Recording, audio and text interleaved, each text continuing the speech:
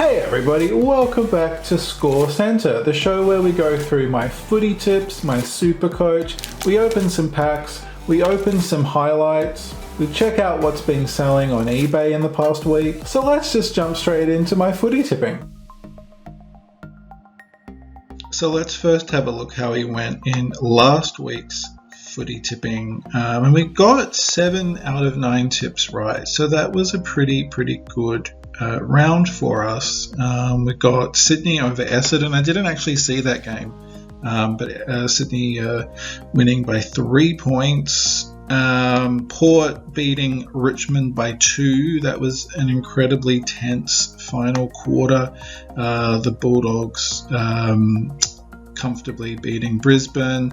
Now, St Kilda defeating West Coast. If you remember in last week's video, I was so wanting to tip St Kilda. I had a feeling in my bones that there could be an upset there, but I decided that it would be the safest bet to go for West Coast. But I was so close. I was so close to tipping St Kilda. So there you go. That was a big turn up for St Kilda. We had Carlton defeating the Suns, and then, we got all the other games for that round correct, except for the Collingwood game. Collingwood were really expected to beat the Giants, and they didn't. It was a very disappointing game there. So, Adelaide defeating the Roos, Melbourne triumphing over Geelong, and Fremantle prevailing against the Hawks. Let's now turn our attention to round 5, and we've got first up tonight St Kilda taking on Richmond, and I can't see Richmond going down again, although St Kilda have been very unpredictable. They've had some big losses and some big wins. So, look, this game could potentially go either way, but I'm feeling more confident in Richmond prevailing. Let's not, I'm just going to do that and pretend that I didn't. It breaks my heart doing that, but goodness. We can go for Western Bulldogs. That's a no-brainer. Sydney, that's another no-brainer.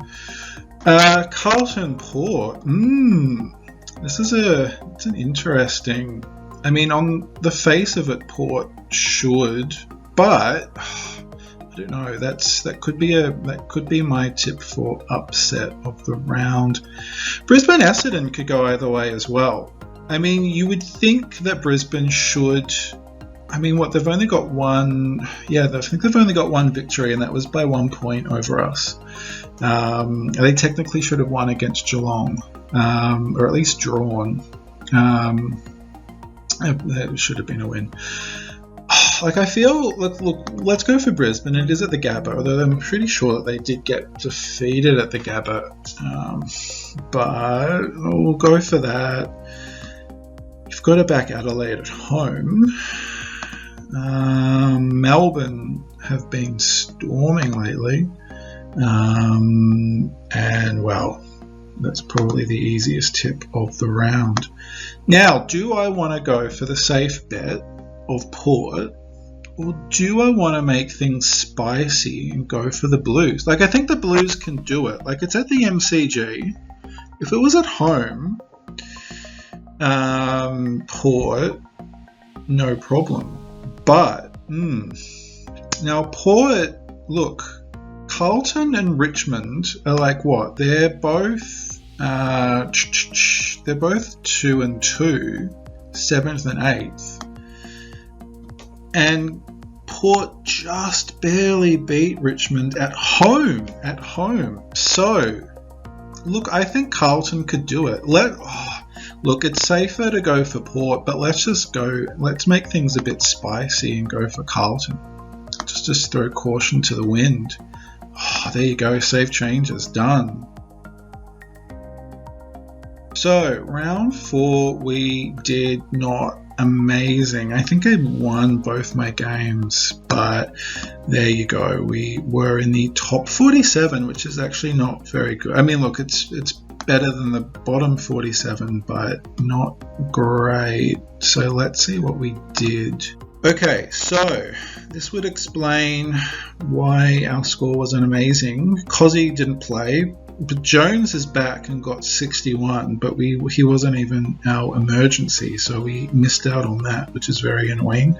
And Sloan apparently didn't play. I completely missed that. So, and we had Powell get 101, but he was not our emergency. So we did get 44 from Brockman. Jordan scored 24. I'm considering just holding off and just keeping Sloan on the bench. It's saying that his injury is 2 to 4 weeks. So look, if he's only out for 2 weeks, I'm happy to wait. He is, with an average of 119, the best midfielder I have, just in front of Boak. So, I want to try to keep my trades after doing 4 at the start of the season. Okay, let's just try this and see how that goes. Now it's time to check out what's been selling on eBay in the world of Australian sports cards, and just wait until you see what number 1 is. It's one of the most ridiculous, crazy mysteries I've ever seen. But let's kick things off with this 2018 NRL Glory Immortals signature card from the legend that is Mal Meninga. This is numbered 53 of 140. There you go, there's the redemption card, and there is his auto. Then we also had this Traders 2021 Legends case card of Mark Graham from the Bears, going for $800. That is numbered number 1 of 55. Then we had this 2010 Select Prestige Dusty card, a draft pick autograph. Very cool. Look how young he is there, for 800 best offer, so something under 800, but we are not sure what that was. Then we had this Travis Boak gold card craft with the 3 commons, so you can of course use the codes on that, and that went for $1,010. We had this Brodie Grundy influential from last year's Dominance go for, well, the seller wanted $1,300 and they accepted the best offer, but that's a really beautiful card. Then we had this Travis Boak Brilliance. So Brilliance came out at the end of last year, and this Travis Boak sold for $2,000. And the seller is saying it was the only one on eBay at the time. Personally, very interested in that sale because, as you might have seen, when we opened up our 2 boxes of Brilliance, one of those was the Travis Boak.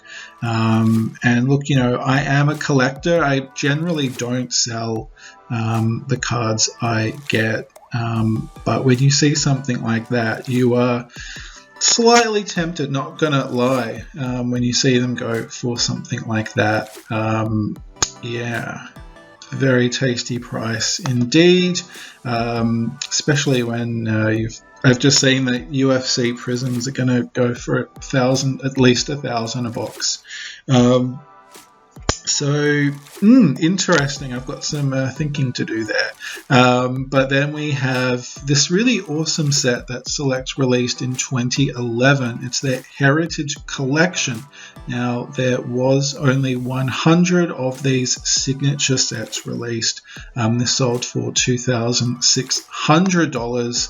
And as you can see, this was number 16. It does come with signatures from legends like Skilton, John Kennedy Sr., Lou Richards and Fraser, Charlie Sutton, John Murphy, Sergio Silvani, Paul Crow. There was a few others as well, not pictured, but yeah, that was a biggie. Then we had this really awesome Nathan Buckley captain's signature from 2001 selling for $2,650. So that is, of course, on the right, the redemption card that you would get in the packs, and then it's been returned with a Nathan Buckley on card auto. Very, very cool. But now, are you sitting down? Let's take a look at what the number one top selling card for this week was. This is, I can't even.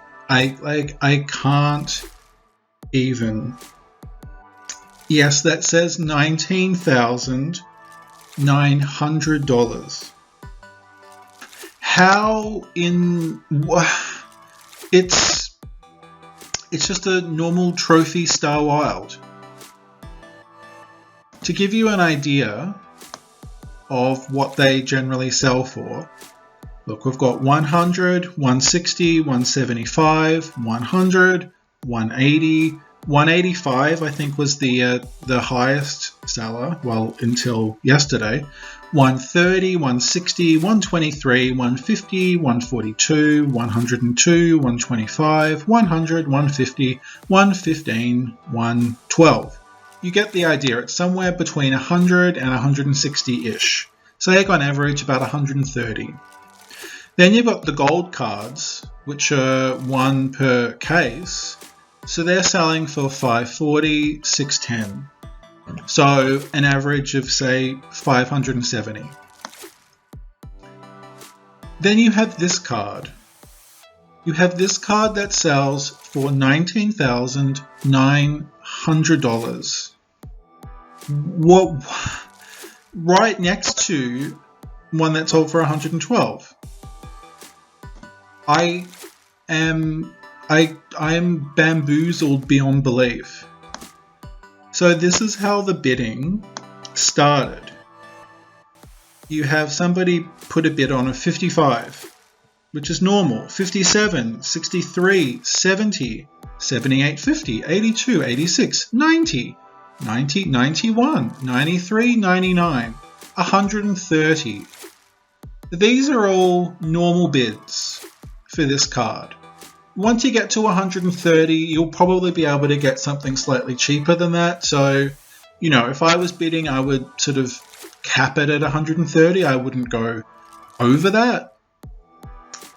But let's see, look, 200, 300, 4, 6, $800, 1,500, 1,600, 3,000.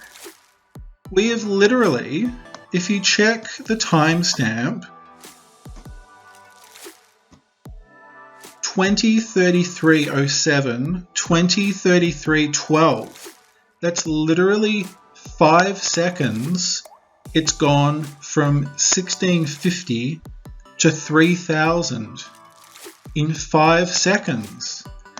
And then, not to be outdone, just less than 9 seconds later, it goes up again to 4,500, 5,000, 6,000, 8,000, 10,000, 14,000, 17,000. It ends on 19,900. It's just been this war between these two. The other bidder has 0, so I have no idea. Like, I don't know if anybody has any ideas about why somebody would get into a bidding war like this and like literally go from what, 1,650 to 3,000 in 5 seconds when there's absolutely no need to do that.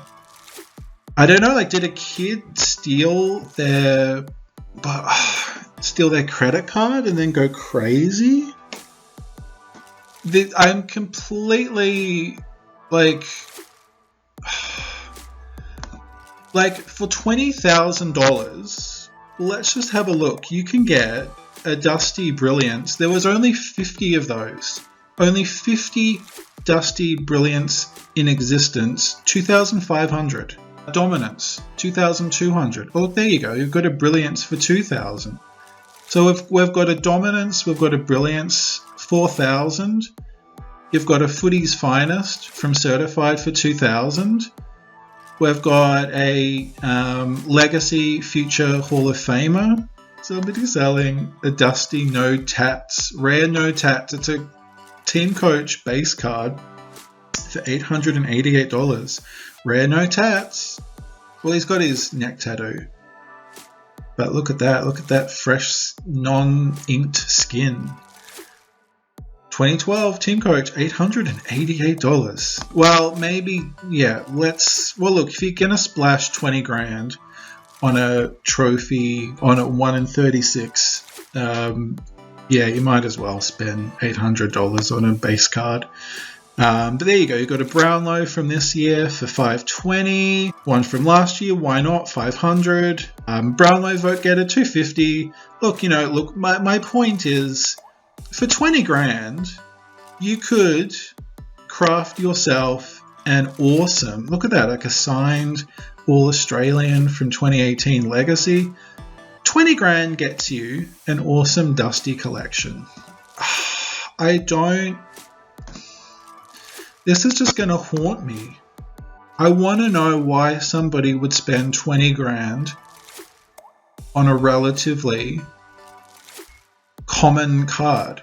If we just do a search now, like that's $540 for the gold.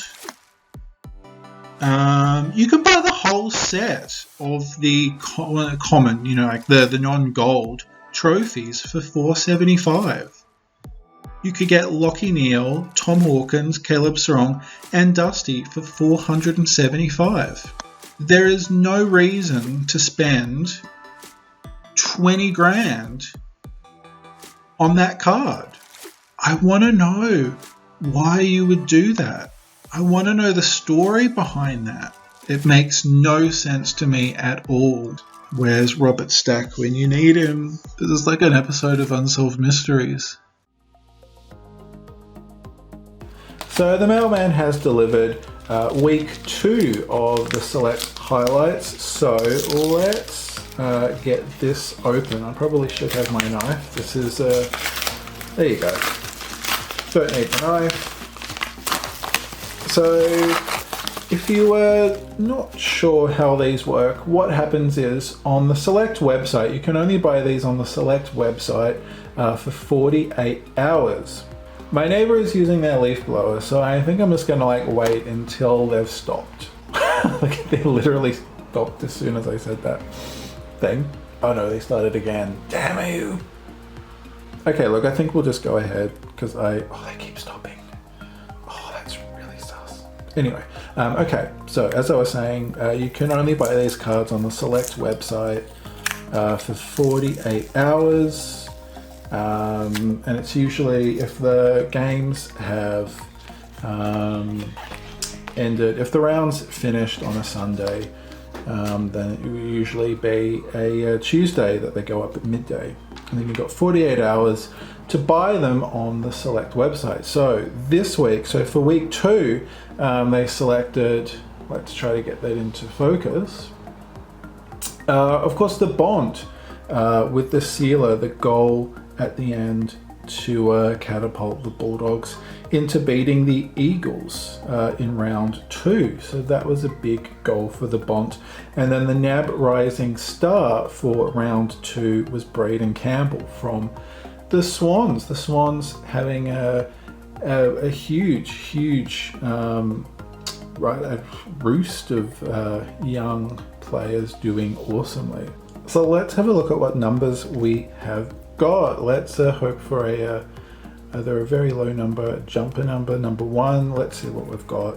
Oh, that's not a low number, but that's okay. It's 140 of 200. If you can see that, 284.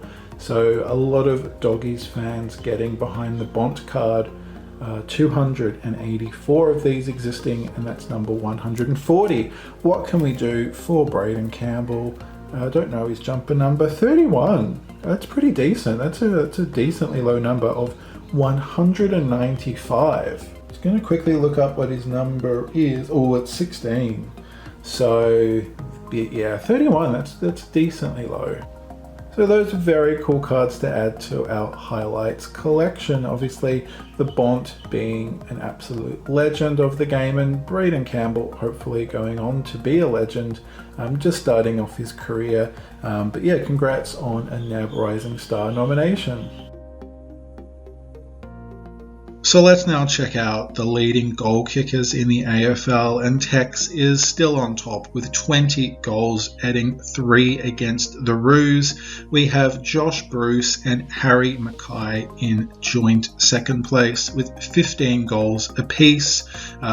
Josh kicked 1 against Brisbane and Harry kicked 2 against Gold Coast. We then have Toby Green rocketing into 4th place with 13 goals. He did kick a bag of 5 against the Pies. For our Coleman predict cards, our best player at the moment is Tomahawk on 9 goals. He added 2 against the Demons. And then we have Eric Hipwood on 8. Getting 2 extra from the Bulldogs loss. And we also have Joey Danaher on 7 goals with 1 in that game as well. So the biggest pull we did get during the last week actually occurred on last week's episode of ScoreCentre, where I opened up a couple of packs of Footy Stars, and we did get this Tom Rockcliffe Brownlow predictor, numbered 8, which was very, very cool. Getting the Brownlow predictors is always very exciting, even if you get a player that is in all likelihood not in contention for the Brownlow, like our friend Tom here. But it's an awesome card to get all the same. Can we continue the luck of ScoreCentre openings bringing the goods? I don't know, you'll have to keep watching and see what we get from our TeamCoach packs. Of course, it wouldn't be scorecard collectibles if we didn't open up any packs. So let's go ahead. I might open the one in the middle first. Let's see what we can pull. Last week, as you would have just seen, we got a Tom Rockcliffe Brownlow predictor from the Footy Stars packs we opened. So let's hope the ScoreCentre luck continues. We've got an upside down Tom Mitchell. It is a glitz Tomahawk. That's very cute. With the little, they're pretty angry, those little hawk chicklings. And then we've got Andrew McGrath from Essendon, the future star powers. Okay, now the rest of our commons. I feel like I've had Braden Maynard as the final card several times. Several packs. Yeah, let's continue as my neighbour keeps turning on their leaf blower. We've got the Carlton 3D icon, Sam Doherty and Madison Pressparkas. Very cool. And Big Max Gorn in the gold card. Very cool. Not the gold card that he dropped. But that's just the common gold. Final pack for today's little opening. It's just a bonus. Of course, throughout the channel, we will be doing heaps of card openings, as always. Oh, okay, here we go. Didn't want to come out. Who have we got? What have we got? Wish us luck. Got... Oh, that's our first. Eddie Betts Epic Eddie. That's very cool. So that's a glow. Oh, that's very cute. Of the legend that is Eddie Betts, and he's on like a. It looks like he's like a statue outside the MCG. Outside the MCG, as I'm sure you all know, they have lots of statues of famous sports people. And there you go. Epic Eddie is out the front of the G. That's very cute. And then we have Josh Kelly as our superstar powers from the Giants. And we finish things off with Reece Stanley. As always, thanks so much for tuning in. I hope you had a lot of fun. I'm absolutely loving making these ScoreCentre episodes. Lots of luck for your team in the footy this weekend. And if you are doing the footy tipping and or playing SuperCoach, lots of luck. I hope you do really well. Stay tuned for more card openings as always. And I can't wait to see you next week for another edition of ScoreCentre. Until then, stay cool, stay awesome, take care. My name is Dave, this is Scorecard Collectibles, and I can't wait to see you next time.